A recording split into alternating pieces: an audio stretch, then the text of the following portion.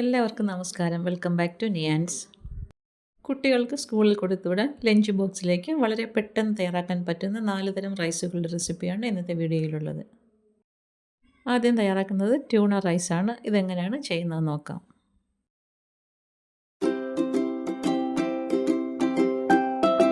ഇത് തയ്യാറാക്കുന്നതിന് വേണ്ടി 1 കപ്പ് കൈമ അരിയാണ് എടുത്തിരിക്കുന്നത്. അതൊരു പാത്രത്തിലേക്ക് ഇട്ട് കൊടുത്ത് വെള്ളം ഒഴിച്ച് നന്നായിട്ടൊന്ന് കഴുകി വൃത്തിയാക്കി എടുക്കാം. നന്നായി 2-3 വെള്ളം കഴുകിയതിന് ശേഷം അടുപ്പിലേക്ക് വെച്ച് കൊടുത്ത് വേവിച്ചെടുക്കാം. റൈസ് ഒരുപാട് വെന്ത് കുഴിയാതെ നോക്കിക്കൊള്ളണം. നമുക്ക് ദമ്മിടാനായതുകൊണ്ട് ഒരു 3/4 ഭാഗത്തോളം വെന്താൽ മതിയാകും. ഇത് ഒരു ടിൻ ട്യൂണയാണ്. അപ്പോൾ ഇതിനെ പൊട്ടിച്ചിട്ട് അതിനകത്ത് ഓയിൽ നമുക്ക് ഒരു പാത്രത്തിലേക്ക് മാറ്റി കൊടുക്കാം.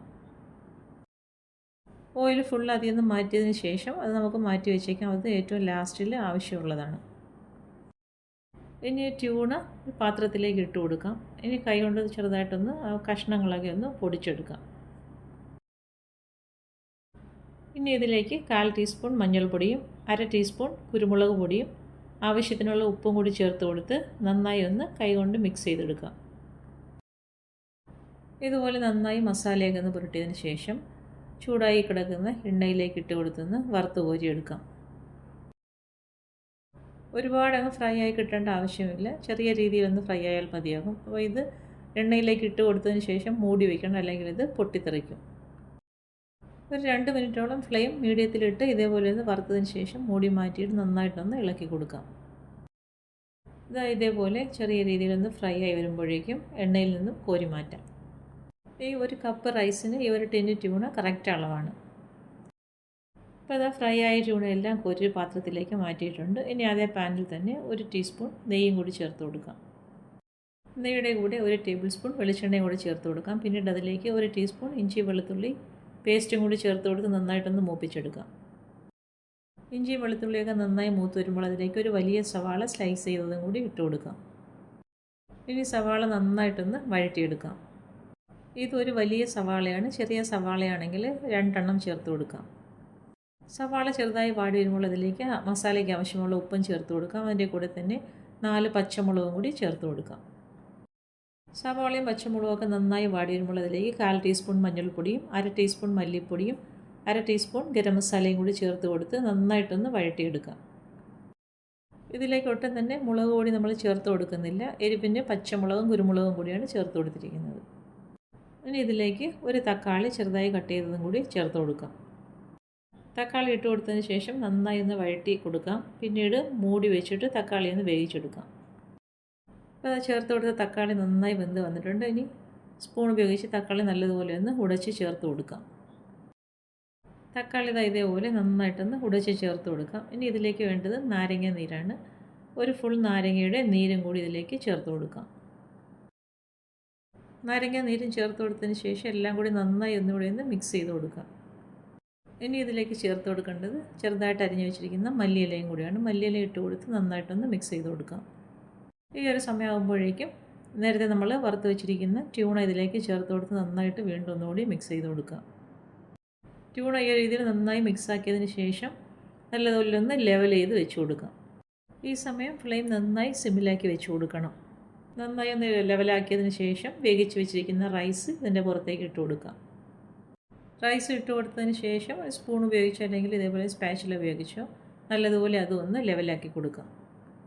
ഇനി റൈസിൻ്റെ മുകളിലേക്ക് നമ്മൾ നേരത്തെ ട്യൂണയിൽ നിന്ന് ഓയിൽ മാറ്റി വെച്ചിട്ടില്ലേ, അതിലേക്ക് കുറച്ച് മഞ്ഞൾപ്പൊടിയും കൂടി ഒന്ന് മിക്സ് ചെയ്ത് കൊടുത്തതിന് ശേഷം റൈസിൻ്റെ പുറത്തായിട്ടിത് ഇങ്ങനെ സ്പ്രെഡ് ചെയ്ത് കൊടുക്കാം. ഇങ്ങനെ ഓയിൽ ഒഴിച്ചു കൊടുക്കുന്നതുകൊണ്ട് തന്നെ ട്യൂണയുടെ നല്ലൊരു മണമൊക്കെ ഇതിലേക്ക് പിടിച്ചോളും. ഇനി ഇതിൻ്റെ പുറത്തേക്ക് മല്ലിയില ചെറുതായി കട്ട് ചെയ്തതും കൂടി വിതറി കൊടുക്കാം. ഇനി പാത്രം മൂടി വെച്ച് 5 മിനിറ്റ് ഒന്ന് വെയിറ്റ് ചെയ്യാം.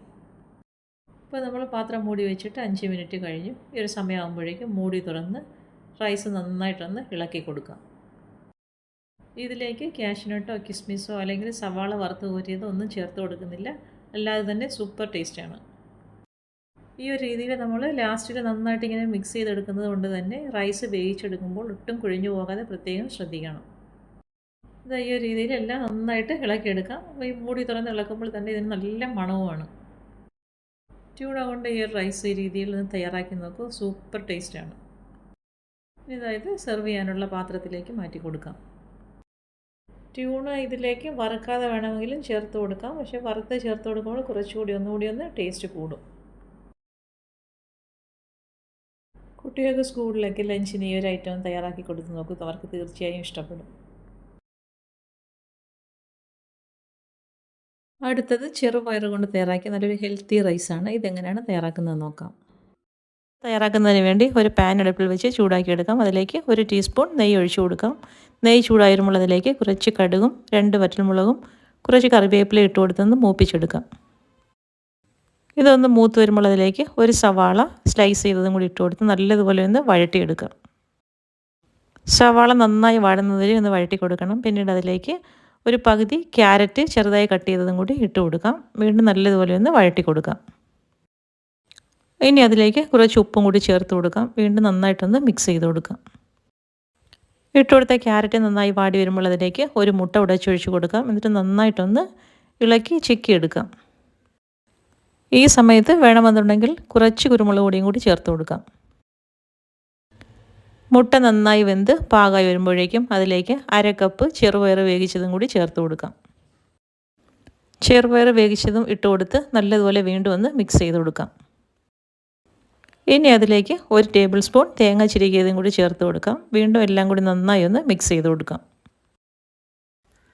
എല്ലാം കൂടി നന്നായി മിക്സ് ആക്കിയതിന് ശേഷം നമുക്ക് ഇതിലേക്ക് ആവശ്യത്തിനുള്ള ചോറ് ചേർത്ത് കൊടുക്കാം.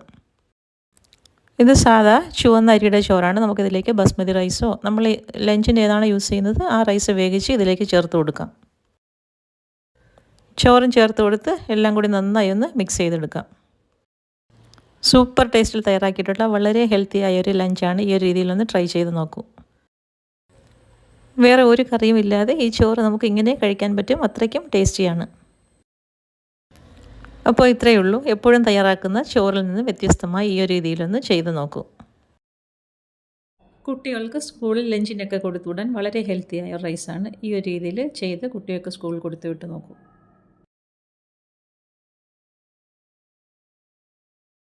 അടുത്തത് ഒരുപാട് ഇൻഗ്രീഡിയൻസ് ഒന്നുമില്ലാതെ ലഞ്ച് ബോക്സിലേക്ക് വളരെ പെട്ടെന്ന് തയ്യാറാക്കാൻ പറ്റിയ റൈസാണ്. അപ്പോൾ ഇതെങ്ങനെയാണ് ചെയ്യുന്നത് നോക്കാം.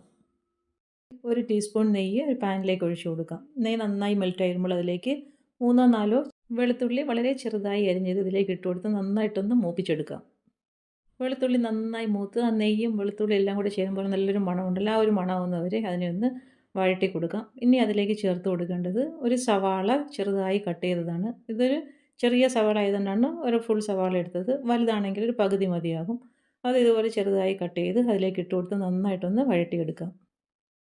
സവാള നന്നായി വാടി വരുമ്പോൾ അതിലേക്ക് മസാലയ്ക്ക് ആവശ്യമുള്ള ഉപ്പും കൂടി ചേർത്ത് കൊടുക്കാം. ചോറിന് നമ്മൾ ഓൾറെഡി ഉപ്പിട്ട് വേവിക്കുന്നത് കൊണ്ട് മസാലയ്ക്ക് ആവശ്യമുള്ള ഉപ്പ് മാത്രം ചേർത്ത് കൊടുത്താൽ മതിയാകും. അപ്പം ഇതേപോലെ വീണ്ടും നന്നായി ഒന്ന് വഴറ്റി കൊടുക്കാം. ഒരുപാടങ്ങ് മൊരിഞ്ഞ് വരേണ്ട ആവശ്യമൊന്നുമില്ല, നമുക്കിത് അടച്ചു വെച്ച് വേവിക്കാനുള്ളതാണ്. അപ്പോൾ ഈ ഒരു സമയമാകുമ്പോൾ ഇതിലേക്ക് ഒരു 7-8 കാഷ്യൂനട്ടും കൂടി ഇട്ട് കൊടുക്കാം. അതിൻ്റെ കൂടെ തന്നെ ഒരു തക്കാളി ചെറുതായി അരിഞ്ഞതും കൂടി ചേർത്ത് കൊടുത്ത് നന്നായിട്ടൊന്ന് വഴറ്റി കൊടുക്കാം. കാഷ്യൂനട്ടും വറുത്ത് ചേർക്കാനുള്ളതല്ല, അതിലേക്കിട്ടൊന്ന് വഴറ്റിയെടുക്കാനാണ്. അപ്പോൾ കുട്ടികൾക്കൊക്കെ കാഷ്യൂനട്ട് ഇഷ്ടമാണെന്നുണ്ടെങ്കിൽ അളവൊക്കെ കൂട്ടി കൊടുത്തോളൂ. ഈ ഒരു രീതിയിൽ നന്നായിട്ട് വഴറ്റി കൊടുത്തതിന് ശേഷം ഫ്ലെയിം മീഡിയത്തിലാക്കി കൊടുത്ത് അടച്ച് വെച്ച് തക്കാളിയൊക്കെ ഒന്ന് വേകുന്നതുവരെ വെയിറ്റ് ചെയ്യാം. അപ്പോൾ തക്കാളിയൊക്കെ നന്നായിട്ട് വെന്ത് വന്നിട്ടുണ്ട്. ഈ ഒരു സമയമാകുമ്പോൾ ഇതേപോലെ സ്പാച്ചുല ഉപയോഗിച്ച് നന്നായിട്ട് ഇതിനെ ഒന്ന് ഉടച്ച് ചേർത്ത് കൊടുക്കാം. ഇങ്ങനെ ഉടച്ച് ചേർത്ത് കൊടുക്കുന്നത് കൊണ്ട് ഈ തക്കാളിയുടെ ഒരു ചെറിയ പുളിയൊക്കെ ഉണ്ടല്ലോ, അതൊക്കെ ചോറിലേക്ക് പിടിക്കും. നമ്മൾ വേറെ വിനാഗിരിയോ നാരങ്ങയോ ഒന്നും ഇതിലേക്ക് ചേർത്ത് കൊടുക്കുന്നില്ല. ഇനി ഇതിലേക്ക് മസാലകൾ ചേർത്ത് കൊടുക്കാം. 1/2 ടീസ്പൂൺ മുളക് പൊടിയും 1/2 ടീസ്പൂൺ മല്ലിപ്പൊടിയും 1/4 ടീസ്പൂൺ മഞ്ഞൾപ്പൊടിയും 1/2 ടീസ്പൂൺ ചിക്കൻ മസാലയും കൂടി ചേർത്ത് കൊടുക്കാം. ഇനി ഇതെല്ലാം കൂടി നന്നായിട്ടൊന്ന് വഴറ്റി പൊടികളുടെയൊക്കെ പച്ചമണം മാറ്റിയെടുക്കാം. ഈ ഒരു രീതിയിൽ എല്ലാം കൂടി നന്നായി ഇളക്കി മസാലയുടെയൊക്കെ പച്ചമണം മാറുന്നത് വരെ ഒന്ന് വഴറ്റി കൊടുക്കാം. മസാലയ്ക്ക് ആദ്യം ഉപ്പ് ചേർക്കുമ്പോൾ കുറച്ച് ഉപ്പ് ചേർത്ത് കൊടുത്താൽ മതിയാകും. നമ്മളിതിലേക്ക് ചിക്കൻ ക്യൂബ് ചേർക്കുന്നുണ്ട്. അപ്പോൾ അതിന് ഉപ്പുള്ളത് കൊണ്ട് തന്നെ വളരെ കുറച്ച് ചേർത്ത് കൊടുത്തതിന് ശേഷം പിന്നെ വേണമെന്നുണ്ടെങ്കിൽ ചേർത്ത് കൊടുത്താൽ മതിയാകും. അപ്പോൾ അത് ഒരു പകുതി ചിക്കൻ ക്യൂബാണ് എടുത്തിരിക്കുന്നത്. അത് ഇതേപോലെ കൈ വെച്ച് പൊടിച്ച് ഇതിലേക്കൊന്ന് ചേർത്ത് കൊടുക്കാം. അപ്പോൾ ഈ ചിക്കൻ ക്യൂബ് മസ്റ്റായിട്ട് ഇതിലേക്ക് ചേർത്ത് കൊടുക്കേണ്ടതാണ്. ഇതിന് ഈ ഒരു ടേസ്റ്റാണ് ഇതിന് ഈ ചോറിന് കിട്ടുന്നത്. ഇനി ഇതെല്ലാം സൈഡിലേക്ക് ഇങ്ങനെ ഒന്ന് ഒതുക്കി വെച്ചതിന് ശേഷം ഒരു മുട്ട ഉടച്ചൊഴിച്ച് ഇതിലേക്ക് കൊടുക്കാം. ഇനി ഇത് നന്നായിട്ടൊന്ന് മിക്സ് ചെയ്ത് കൊടുക്കാം. മുട്ട നന്നായി വെന്ത് നല്ല തോരൻ വെക്കുന്ന ആ ഒരു പരുവത്തിലില്ല, അതുപോലെ നന്നായിട്ടൊന്ന് ചിക്കി തോർത്ത് ഈ മസാലയായിട്ട് ചേർത്ത് കൊടുക്കാം. മസാലയും മുട്ടയും എല്ലാം നന്നായി ഒന്ന് ഡ്രൈ ആയി വരുന്നത് വരെ ഇതേപോലെ ഒന്ന് ഇളക്കി കൊടുക്കാം. നന്നായി ഒന്ന് ഡ്രൈ ആയി വന്നതിന് ശേഷം ഇതിലേക്ക് ചേർത്ത് കൊടുക്കേണ്ടത് വേവിച്ച് വെച്ച ചോറാണ്. അപ്പോൾ നമ്മൾ സാധാ റൈസ് വേണമെങ്കിൽ ഇതിലേക്ക് ചേർത്ത് കൊടുക്കാം. അല്ലാന്നുണ്ടെങ്കിൽ ബിരിയാണി റൈസ്, കൈമ റൈസോ അല്ലെങ്കിൽ നീളമുള്ള റൈസോ ഏത് വേണമെങ്കിലും ഇതിലേക്ക് ചേർത്ത് കൊടുക്കുക. അപ്പോൾ ഞാൻ ഇതിലേക്ക് ചേർത്ത് കൊടുക്കുന്നത് നമ്മൾ സാധാ കുത്തരി ചോറാണ്. അപ്പോൾ വേവിച്ച് വെച്ചിരുന്ന കുത്തരി ചോറ് ഇതേപോലെ ഒരു ബൗളിലെടുത്തിട്ടുണ്ട്. ഇത് ഏകദേശം ഒരു 2-3 കുട്ടികൾക്ക് വേണ്ടി കൊടുത്തുവിടാൻ പറ്റും. അപ്പോൾ ഇത് വേവിച്ചത് ഇതിലേക്ക് ഇട്ട് കൊടുത്ത് ഇനി നന്നായിട്ട് ഇതിനെ ഒന്ന് മിക്സ് ചെയ്തെടുക്കാം. ഇനി ഇതേപോലെ ആ മസാല റൈസിലെല്ലാം പിടിക്കത്തക്ക രീതിയിൽ നന്നായിട്ട് ഇളക്കി യോജിപ്പിച്ചെടുക്കാം. ഇതിലേക്ക് വെജിറ്റബിൾസും കൂടെ വേണമെങ്കിൽ നമുക്ക് ആ സവാളയൊക്കെ വഴറ്റുന്ന സമയത്ത് ആഡ് ചെയ്ത് കൊടുക്കാം. ക്യാരറ്റ്, ബീൻസ്, കോളിഫ്ലവർ അങ്ങനെയൊക്കെയുള്ള ഐറ്റംസ് എല്ലാം ഇതിലേക്ക് വേണമെങ്കിൽ ചേർത്ത് കൊടുക്കാം. ഞാനിപ്പോൾ അതൊന്നും ചേർക്കാതെ തന്നെ ഒരു സിമ്പിളായിട്ടുള്ള റെസിപ്പിയാണ് കാണിക്കുന്നത്. വെജിറ്റബിൾസൊക്കെ ഇഷ്ടമുള്ള കുട്ടികൾക്ക് അതും കൂടി ഇതിലേക്ക് ചേർത്ത് കൊടുക്കാം. ഇനി ഏറ്റവും ലാസ്റ്റിൽ കുറച്ച് മല്ലിയില ചെറുതായി അരിഞ്ഞതും കൂടി ഇതിലേക്ക് ചേർത്ത് കൊടുത്ത് നന്നായി വീണ്ടും ഒന്ന് മിക്സ് ചെയ്ത് കൊടുക്കാം. അപ്പോൾ സ്കൂളിൽ ലഞ്ച് ബോക്സിന് കൊടുത്തു വിടാൻ വളരെ സിമ്പിളായിട്ട് ഈസി ആയിട്ട് തയ്യാറാക്കാൻ പറ്റിയ ഒരു റൈസാണ്. അപ്പം ഇതാകുമ്പോൾ വേറെ കറികളുടെ ഒന്നും ആവശ്യമൊന്നുമില്ല. ഈ ഒരു റൈസ് തന്നെ മതിയാകും. അപ്പോൾ ഈ ഒരു രീതിയിലൊന്ന് ട്രൈ ചെയ്ത് നോക്കൂ. ഈ ഒരു റൈസ് ഇങ്ങനെ ഒന്ന് ചെയ്ത് നോക്കി കഴിച്ചിട്ട് കമൻറ്റ് ചെയ്യൂ. സൂപ്പർ ടേസ്റ്റാണ്. അപ്പോൾ റൈസ് റെഡിയായി കഴിഞ്ഞ് ഇനി നമുക്കിതിനെ ലഞ്ച് ബോക്സിലേക്ക് മാറ്റി കൊടുക്കാം. ഇനി ഇതിലേക്ക് ചിക്കൻ വേണമെന്നുണ്ടെങ്കിൽ വേവിച്ച് വെച്ച ചിക്കൻ ഇതിലേക്ക് ചേർത്ത് കൊടുക്കാം. ഇനി ഇതേപോലെ ലഞ്ച് ബോക്സിലാക്കി കുട്ടികൾക്ക് കൊടുത്തു വിട്ട് നോക്കൂ. വളരെ ഈസി ആയിട്ട് തയ്യാറാക്കാൻ പറ്റുന്ന ഈ റൈസ് ഇങ്ങനെയൊന്ന് ചെയ്ത് നോക്കൂ. സൂപ്പർ ടേസ്റ്റാണ്. ഇതാവുമ്പോൾ ലഞ്ചിന് വേറെ കറികളുടെ ഒന്നും ആവശ്യമില്ല. ഒരു അച്ചാർ തന്നെ ധാരാളം മതിയാകും. ഈ ഒരു രീതിയിൽ ഇങ്ങനെയൊന്ന് ട്രൈ ചെയ്ത് നോക്കൂ.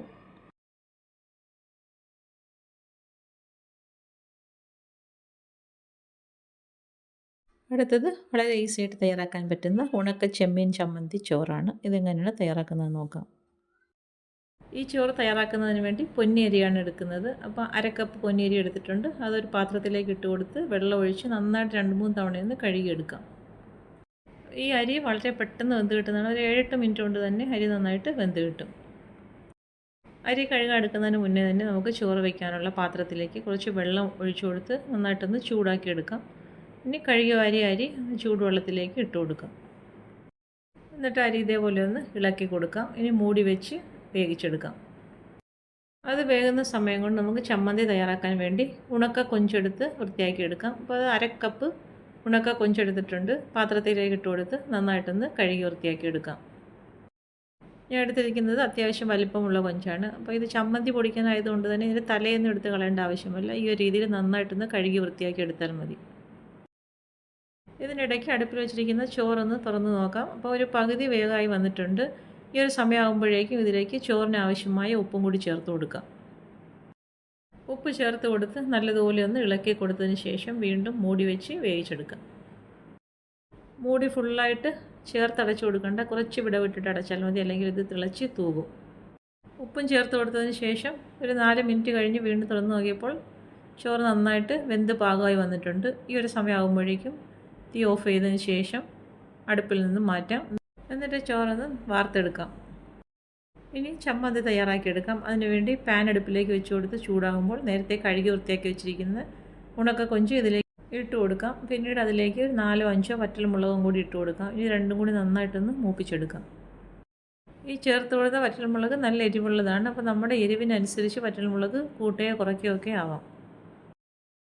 ഇട്ട് കൊടുത്ത ഈ മുളകും കൊഞ്ചുമൊക്കെ നന്നായി ഒന്ന് ഫ്രൈ ആയി കളർ മാറി വരുന്ന സമയത്ത് അടുപ്പിൽ നിന്ന് മാറ്റാം. അപ്പോൾ അതായത് നന്നായിട്ട് പരുവായി വന്നിട്ടുണ്ട്. ഈ ഒരു സമയമാകുമ്പോഴേക്കും ഫ്ലെയിം ഓഫ് ചെയ്ത് അടുപ്പിൽ നിന്ന് മാറ്റി തണുക്കാൻ വേണ്ടി വയ്ക്കാം.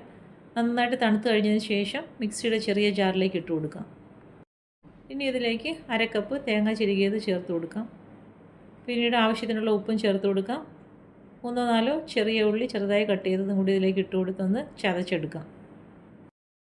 ഈ ഒരു രീതിയിലാണ് നമ്മൾ ചമ്മന്തി തയ്യാറാക്കിയെടുക്കുമ്പോൾ ഇരിക്കേണ്ടത്.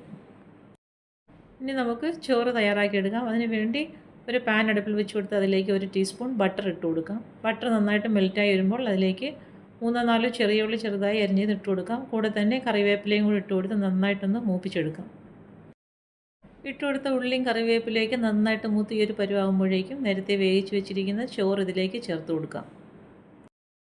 ചോറിട്ട് കൊടുത്തതിന് ശേഷം അതിൻ്റെ പുറത്തായിട്ട് നമുക്ക് തയ്യാറാക്കി വെച്ചിരിക്കുന്ന ചമ്മന്തിയും കൂടി ഇട്ട് കൊടുക്കാം. ചമ്മന്തി ഫുള്ളായിട്ട് ഇട്ട് കൊടുത്തതിന് ശേഷം നന്നായിട്ട് ഇതിനെ ഒന്ന് മിക്സ് ചെയ്തെടുക്കാം. ഇങ്ങനെ ഇളക്കി കൊടുക്കുമ്പോൾ തന്നെ നല്ല മണമാണ്. അപ്പോൾ ഈ ഒരു രീതിയിൽ എല്ലാം നല്ലതുപോലെ ഒന്ന് മിക്സ് ചെയ്ത് കൊടുക്കാം. അപ്പോൾ ഈ ചമ്മന്തിയും ചോറും ഒക്കെ നന്നായിട്ട് എല്ലാ ഭാഗത്തും ഒരേപോലെ മിക്സ് ആവുന്ന രീതിയിൽ ഇത് ഇളക്കി കൊടുക്കാം. ഇനി ഇതിലേക്ക് ചേർത്ത് കൊടുക്കുന്നത് ചെറുതായിട്ട് അരിഞ്ഞ് വെച്ചിരിക്കുന്ന മല്ലിയിലയാണ്. നമുക്ക് ഇഷ്ടമുണ്ടെങ്കിൽ മാത്രം ചേർത്ത് കൊടുത്താൽ മതി. മല്ലിയിലയുടെയൊക്കെ ഫ്ലേവർ ഇഷ്ടമുള്ളവർ മല്ലിയിലയും കൂടി ചേർത്ത് കൊടുത്ത് നന്നായിട്ട് ഇളക്കി കൊടുത്തോളൂ. മല്ലിയില ഇട്ട് കൊടുത്തതിന് ശേഷം വീണ്ടും നന്നായിട്ടൊന്ന് മിക്സ് ചെയ്ത് കൊടുക്കാം. അപ്പോൾ ഇത്രയേ ഉള്ളൂ, സൂപ്പർ ടേസ്റ്റിലുള്ള ചമ്മന്തി ചോറ് തയ്യാറായി കഴിഞ്ഞു. ഈ ചോറ് കഴിക്കാൻ ഇനി ഇതിൻ്റെ കൂടെ വേറെ കറികളുടെ ഒന്നും ആവശ്യമില്ല. കാണുമ്പോൾ തന്നെ അറിയാമല്ലോ എത്രത്തോളം ടേസ്റ്റി ആയിരിക്കുമെന്ന്. ഇതാ ഇതുപോലെ വിളമ്പി മറ്റൊരു പാത്രത്തിലേക്ക് മാറ്റി കൊടുക്കാം.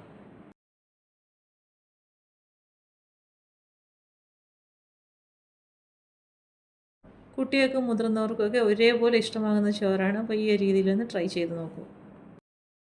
അപ്പോൾ ഇന്നത്തെ വീഡിയോ ഇത്രയേ ഉള്ളൂ. ഇഷ്ടമായ ലൈക്ക് ചെയ്ത് സബ്സ്ക്രൈബ് ചെയ്ത് സപ്പോർട്ട് ചെയ്തേക്കൂ. എന്തെങ്കിലുമൊക്കെ അഭിപ്രായങ്ങളുണ്ടെങ്കിൽ കമൻറ്റ് ചെയ്യൂ. വീണ്ടും അടുത്ത വീഡിയോയിൽ കാണുന്നത് വരെ bye from Niyans. Thanks for watching.